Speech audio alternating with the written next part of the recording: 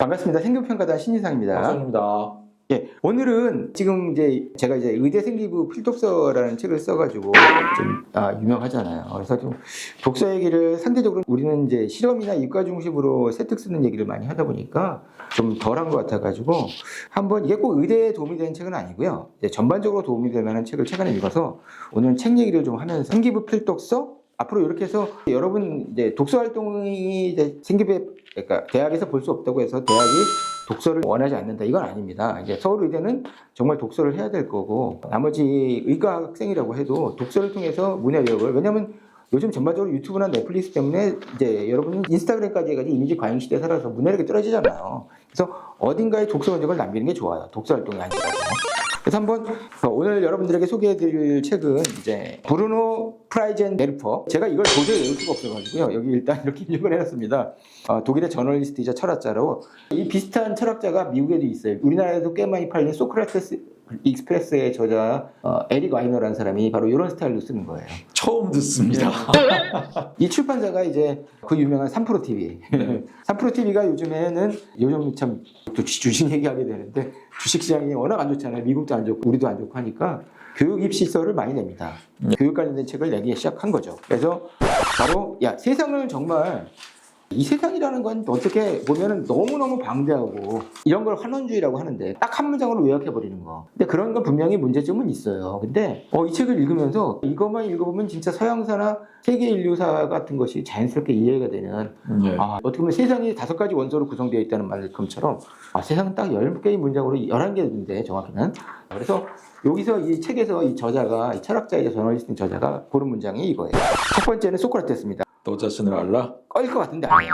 적어도 나는 것을 알고 있다가 소문명이니까 실제 문명에 더 많은 영향을 끼쳤다고 주장하는 거예요. 예. 너 자신을 알라라는 것과 같은 비슷한 맥락이긴 한데 예. 그리고 이 사람이 했는지 안 했는지 모르지만 여하튼 악법도 보이다는 말도 유명하잖아요. 예. 하지만 소크라테스는 한 번도 자신의 책을 쓰진 않았어요. 예. 제자인 플라톤이 소크라테스의 변명이라는 이름으로 썼고 여러분들이 아마 논술을 준비해서 옛날에 10년 전에는 그런 책도 읽었어요. 근데 요즘은 안 읽더라고요. 여하튼 소크라테스 시작을 하는 거예요. 그 다음에 프란시스 베이컨. 이거는 진짜 이 사람은 자연과학의 아버지라고 할 수 있겠죠. 그렇죠? 네. 아는 것입니다. 이게 무지로 시작해서 서양 문명은 이 흐름이 서양이 동양을 압도하게 되고 지금은 사실상 우리는 이미 그 DNA상으로는 동양이지만 문명적으로 그리고 사고 방식은 다 완전히 서구가 됐잖아요. 예. 그렇게 된 계기를 만들어준 것이 바로 서양에는 무지로 시작해서 지루 가는 과정 속에서 자연을 정복하게 되는. 그러려면 자연을 이해해야 되고 알아야 되니까. 경험론의 중시조 정도 그쵸, 되는 분이시죠. 예. 그래서 프란시스 베이컨이 그쵸? 경험론을 얘기하면서 결국에 경험론이 귀납적인 방법이랑 그리고 우리가 알고 있는 자연과학이 저거잖아요. 예. 그런 면에서 충분히 의미 있는. 예. 그 다음에 르네 데카르트의 이 말은 너무 유명하니까. 예. 그러니까 나는 생각한다 고로 존재한다는 것의 이 말의 특징은 뭐냐면 이 브루노라고 할게요. 그 저자의 얘기는 나는 생각한다 고로 존재한다는 것의 주체는 개인일 수 있고 나는 너와 다르다. 모든 인간은 개인으로 존재할 수 있다는. 개인이란 말은 이거는 19세기 이전에 한국에도 없었고 중국에도 없었어요. 19세기 후반에 난학, 즉 네덜란드 학을 영어로 갖다가 한자로 번역하던 일본에서 만들어진 용어예요. 그거는 즉 개인, 앞에 사람 인자에 개자를 붙은 개인이라는 것은 지금 우리는 너무나 당연하게 생각하는 거죠. 개인주의 뭐 이런 말을 하면서 사실은 데카르트의 출발이었던 거죠. 아, 그래요? 우리는 생각한다 고로 존재한다는 거 아니에요. 제가 무식한 소리를 하는 건지 모르겠지만 이 데카르트의 이 나는 생각한다 고로 존재한다라는 말이 개인의 탄생에 대한 이야기인 건가요? 이면서 동시에 회의론의 출발이에요. 네. 그러면서 그 회의의 주체인 쉽게 말하면 집단적 인간이 아닌 인류가 아닌 한 개인의 생각 자체는 결국 개인이 하는 거잖아요. 그것이 모여가지고 경험주의에 대비되는 뭐 합리주의자 그쵸, 이 정도로만 저는 알고 있었던 것 같은데 그래서 저는 이제 르네 데카르트를 통해서 개인의 본격적인 탄생으로 이 저자를 보면서 서양 문명을 끌고 가는 거예요. 그러면 본격적으로 개인주의가 나도 내가 최고고 나밖에 없고 적어도 우리는 여기에 개인주의는 아닌 게 우리는 가족이 앞서는 것 같아요. 물론 서양이라고 해서 가족을 중시하지 않는 건 아니에요. 그러면 이 토마스 홉스의 이 말이 당연히 떠올 수밖에 없죠. 만인의 만인에 대한 투쟁. 그러면서 저는 이미지를 하나 여기에 보면 이것도 AI가 뚝딱하고 만들어 놓은 겁니다. 그렇죠? 예. 자, 만인에 대한 반환경적이에요. 네. 반환경적. 네. 만인에 대한 일이죠, 정확히. 근데 이게 진짜 의미가 있는 게, 근데 우리가 이렇게 보면 서양 문명이 발전하면서 결국 전쟁이나 갈등은 피할 수 없게 되는 거고, 예. 그렇죠? 그러면서 이러면 사회가 필요할 수밖에 없죠. 나와 내 가족들이, 그렇죠? 누구한테든 쉽게 말하면 콜롬비아라는 나라 생각해 보시면 영화 보고타를 보시면은 송중기가 나오는 보고타를 보시면 거기가 진짜 허구한 날 살인이 벌어지거든요. 미국도 총기 살인이 많은 나라잖아요. 한국이 미국의 9분의 1입니다. 인구 대비. 인구는 6배 미국이 많죠. 우리가 인구 대비로 콜롬비아보다는 64분의 1이에요. 콜롬비아 살면은요, 사망 원인으로 총기 맞아서 죽을 확률이 미국보다 24배였다는 얘기예요. 사망, 그러니까 이제 타인에 의해서 총기든 칼이든. 예. 그게 바로 이제 만인에 대한 투쟁인 거죠. 예. 근데 이게 그런 면이 있긴 있어요, 결국엔. 근데 서양 사람들도 가족을 우리만큼 중시하기 때문에 만인에 대한 투쟁 속에서는, 그쵸? 만인에 속에 그 어떤 포함되어 개인이라기보다는 가족을 생각하시는 게 맞을 거예요. 그리고 나서 이제 장자크 루소가, 그렇죠, 사회경영론을 쓰고 인간 불평등의 기원이랑, 그리고 에밀, 이렇게 세 권의 책을 저도 읽었는데, 이 자연으로 돌아가라는 말을 실제 루소의 책을 찾아봐라. 이 말을 한 적이 있느냐? 없다. 그래서 제가 이거 외우려고, 저도 이게 모르겠어요. 아마 루드비히 콜베르인가? 그렇죠. 저도 처음 들어보는, 우리나라 네이버에서는 안 나와요. 구글을 쳐야 나오는 이 자연주의 계몽학자의 말을 그 사람이 자연으로 돌아가라는 말을 했고, 근데 물론 그런 취지로 장자크 루소가 얘기를 한 거고요. 그래서 사람들은 그 사람은 모르니까 그 사람이 했던 말을 장자크 루소가 했다고 해서 치환해서. 근데 사실 우리가 이 장자크 루소를 얘기하면서 왜 우리가 토마스 홉스와 대비되는 것 같죠? 둘 다 사회계약론자인데 이 사람이 보면 자연은 에덴 동산이라 다름없는 거예요. 그러니까 인간이 한없이 평화롭고 천사 같았던 시절인데, 우리가 역사를 공부해보면 지금이 차라리 평화롭고 지금이 서로가 서로를 덜 죽이지, 지금부터 5,000년 전이나 15,000년 전쯤으로 가서 신석기 시대에 빙하기에 음식이 부족했던 시절에 우리가 인류 조상들이 어땠을까 생각을 한다면은 자연으로 돌아가라는 이 루소의 말이, 그쵸? 예. 이거, 물론 친환경주의자들은 정말 이 말을 좋아합니다. 그렇죠? 루소는 삶은 뭐 좀 다른 일을 살았어요. 정확히 말씀드리면, 자식을 5을 낳았는데 5 다 고아원에 보낸 케이스입니다. 삶과 이제 어떻게 보면 자신이 말한 것이 일치하지 않는 건데, 이걸 계기로 미국, 유럽이나 서구 문명이 이제 개발을 극도로 해서, 그렇죠, 자연을 착취하고, 이거 베이컨부터 시작하는 겁니다. 거기서 내 영토를 늘리고, 여기는 존 로크 얘기도 들어가겠죠. 그러다가 아니다, 그러면 안 된다, 인간은 자연으로 돌아가야 된다는 얘기를 한 거고. 그런데 이게 산업화 이전에 사회계약론이 나온 다음에 결국에 필연적인 기결은 이 사람은 아담 스미스가 이 말을 할 수밖에 없는 건데, 여러분들이 생기부나 서울대 자소서에 국부론을 쓰는 경우가 있는데, 야, 너 국부론 읽어봤냐? 그러면서 자소서를 쓰는 걸 해보면 보이지 않는 얘기를 하는 거예요. 그러니까 이제 그게 함정인데, 이걸 전체를 다 읽어보면 그 부분은 지적극히 일부분 아니면은, 또 학생은 그런 거 쓰죠. 네가 오늘 빵을 먹을 수 있는 것은 그 빵집 주인의 이타심이 아니고 빵집 주인이 돈을 벌려는, 그쵸, 이기심 때문에 먹는 거다라는 걸 해서, 쉽게 말하면 아담 스미스 이꼬르 자본주의와 철저한, 그리고 보이지 않는 돈, 시장의 모든 걸 해결해 준다는 걸 생각하는데, 아담 스미스는 그거보다 설명하는 것이 좀 더 복잡하다는 얘기를 이 책에서도 해요. 왜냐하면 도덕감정론이라는 책에서는 또 반대 얘기들도 많이 했으니까. 근데 여하튼간 자본주의를 찬양한 사람들은 아담 스미스가 일종의 교조처럼 활용이 되면서, 그쵸? 보이지 않는 손 개념을 끌고 나온 거죠. 그러니까 무슨 얘기냐? 정부는 개입하지 마라. 빈자는 그냥 굶어 죽게 놔두고, 그쵸? 빈자는 굶어 죽지 않으려고 결국은 일을 할 것이다. 가족을 먹여 살리려고. 이게 소위 말하면 이제 자본주의를 옹호하고 어떤 우파들이 어떤 갖고 있는 이제 개념이 되겠고요. 7번이 좀 신선합니다. 임마누엘 칸트 하시면은 정원명제? 예, 그렇죠. 정원명제 아니면은 하늘에는 별이 있고 내 마음엔 도덕률이 있다. 이런 게 떠오를 것 같죠. 이 사람은 이게 더 세계사에 영향을 많이 익혔다네. 저는 이 말을 칸트가 비판해서 했다는 걸 이 책을 통해 처음 알겠어요. 이게 그렇게 중요한 거예요. 정말 중요한 거예요. 누구나 자신 말에 취향이 있다.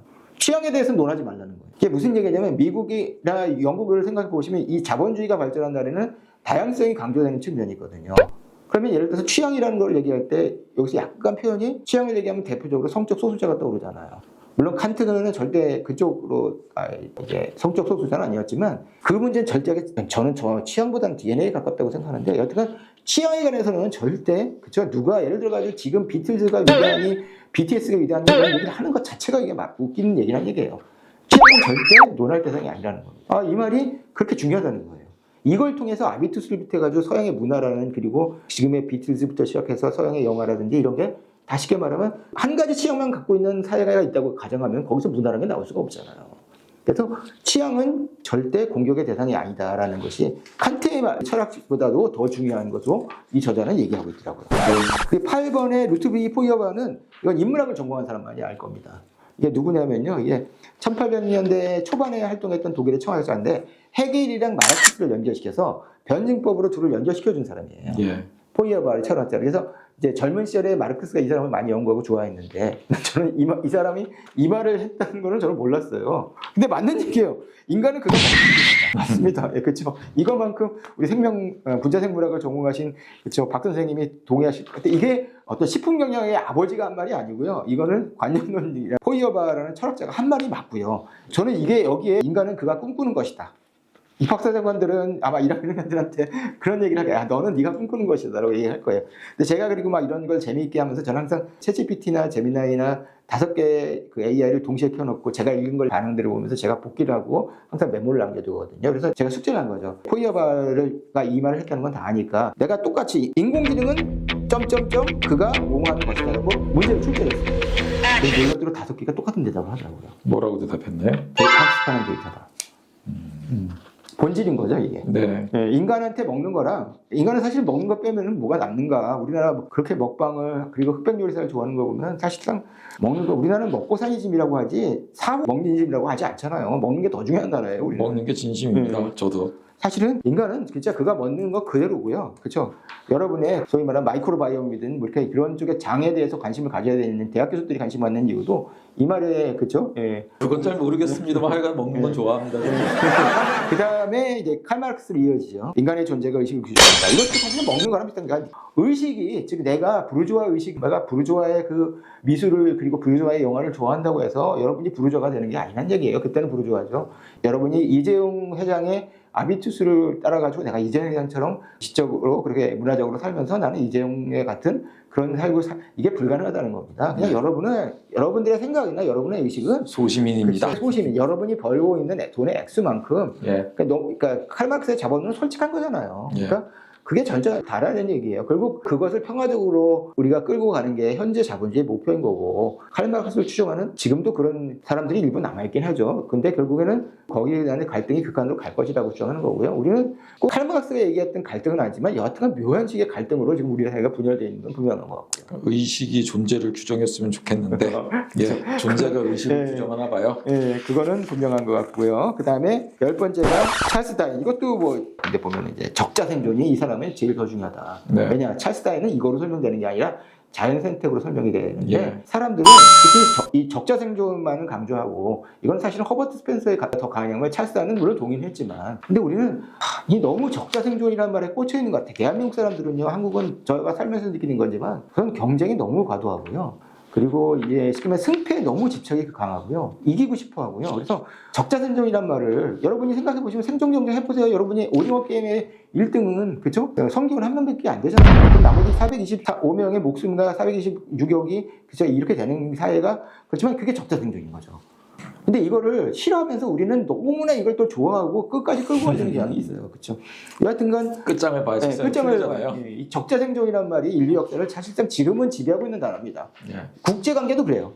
지금 우리가 이제 쉽게 말하면 우리가 트럼프를 보면서 쓴다고 트럼프가 이렇게 하는 거는 결국 적자 생존 아니냐, 힘센 러시아 편을 드는 거지, 우크라이나를 희생시키는 거 아니냐 이런 식으로 얘기를 하는 거죠. 근데 적자 생존은 이 사람 얘기로는 이제 우리가 쉽게 말하면 다인적 적자 생존으로 그렇죠? 그렇게 치부해서는 안 된다라는 얘기를 분명히 하더라고요. 마지막으로 니체의 신은 죽었다는 말이 그렇죠? 이건 당연히 어마어마한 영향을 많이 미쳤고 그런 신은 죽었다는 말을 하는 사람은 니체가 최초는 아니죠. 러시아 니체의 말로 인용이 되고 있는 거죠. 그러면서 니체의 철학이 얼마나 광범하게 퍼졌는지 뭐 히틀러의 얘기도 들고 히틀러가 뭐 니체를 좋아했던 건 여러분이 다 잘 알고 히틀러가 그렇죠? 예, 무솔리니에게 선물하기 위해서 뭐 니체 책도 그러니까 히틀러는 파시즘의 파시스트는 맞는데 책은 꽤 많이 읽었어요. 아마 간디보다 많이 읽었을 거예요. 근데 그걸 위인이라고 생각하지는 않죠. 그렇다고 니체가 히틀러를 낳기 때문에 니체 철학을 금우서로 그만 이런 주장도 너무 극단적인 거예요. 아이슈비츠랑 니체랑은 상관없습니다. 히틀러 문제죠. 이렇게 11개로 인류 역사를 이제 응축을 하더라고요. 그래서 참, 그러니까 여러분들이 이 책을 읽으면 이 문장에 공감할 거고 나름대로 한번 넣어봤습니다. 이 공감이라는 키워드를 넣어보니까 이렇게 이 문장이 되게 좋더라고요. 한번 읽어보시면. 써라, 그래야 존재할 것이고 읽어라, 그래야 발견할 것이다. 마흐무트 다르위시. 누구의 말이냐면 이 마흐무트 다르위시가요.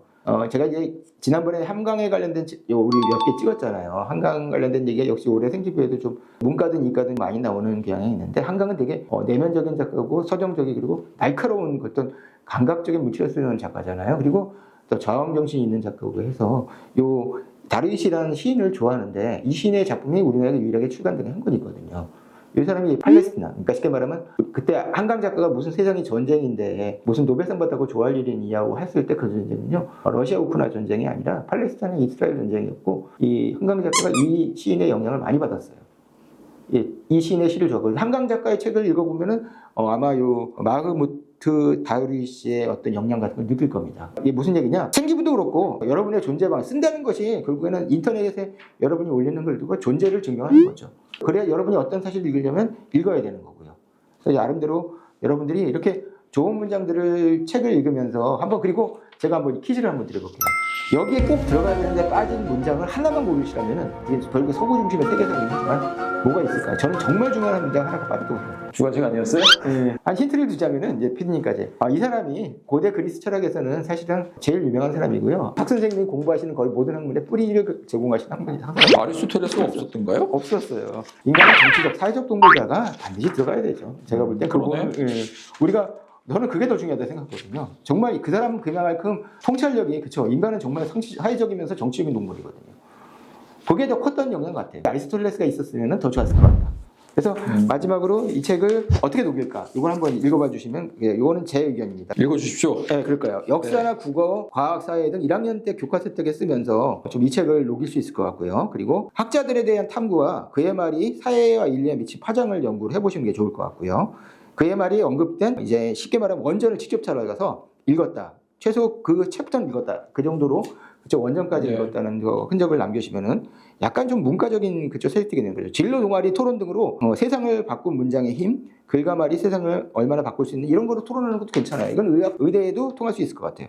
그리고 서양 중심의 가치관과 세계관에 대한 비판도 가능하면서 그럼 동양사회에서 가장 동양사회 우리 중국을 중심으로 하는 동양사회에서는 그 만약에 동양이라는 사회를 지금은 동양이라는 게 사실상 동서양의 하나가 됐지만 분명히 따로 존재하는 10개의 문장이 있을 거 아니에요. 그런 거 뽑아보는 것도 괜찮은 것 같아요.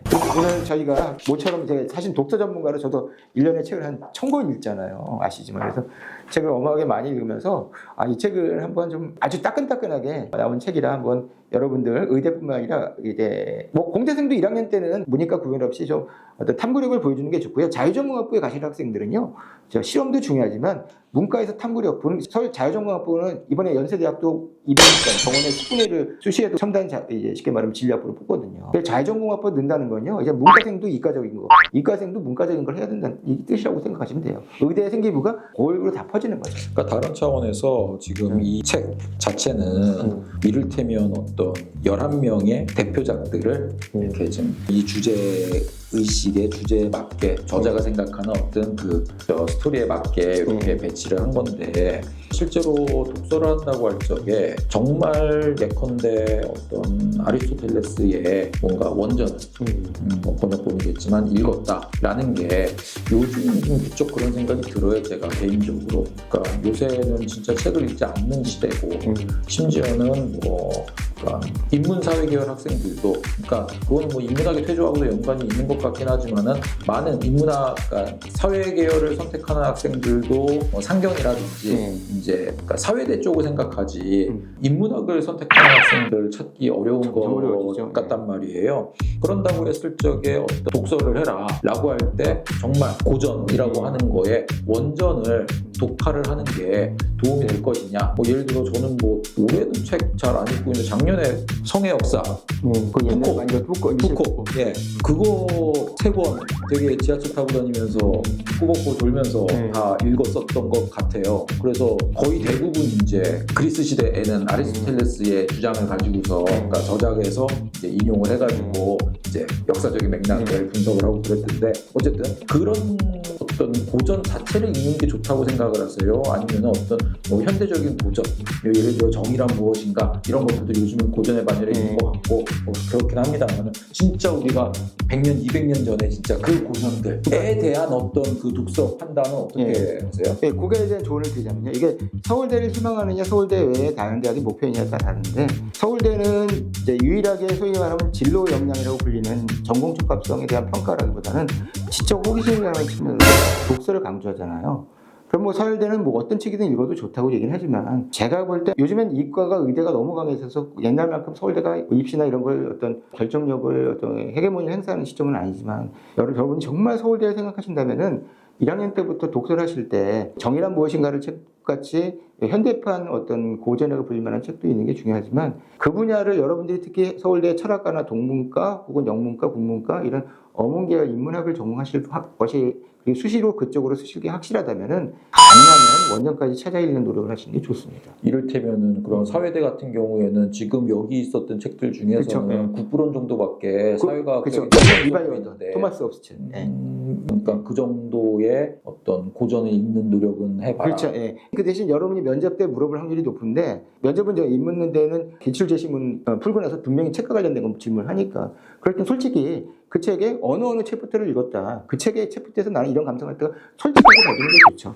그러니까 이를테면은 아리스토텔레스는 좀 사회대를 지원하는 학생들이 독서 목록에 쓰기에는 되게 부담스러워하더라고요. 예, 그러니까 이런 거를 어떻게 읽어요? 그러니까 옛날에 아까 잠깐 말씀하셨던 것처럼 논술하던 시절에는 문과 학생들이 일반적으로 뭐 그거를 뭐 원전을 다 읽진 않더라도 어쨌든 수업이라도 하면서 다이제스트라도 읽었는데 요새는 아예 그런 것들에 대해서 좀 손을 안 대다 보니까 굉장히 부담스러워하는 것 같거든요.